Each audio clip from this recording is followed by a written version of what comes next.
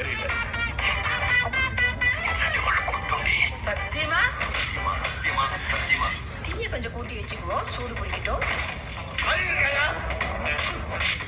எங்க வீட்டுல சொல்ல முடியாத பெரிய பிரச்சனை யாரு எங்க அக்கா குடும்பத்துல உங்களுக்கு தெரியாது. காரை கொஞ்சம் டேய், தூக்கி இவன். வேலையெல்லாம் எப்படி போகுது நவீன்? Accept the failure. நீ ஒரு failure நவீன்.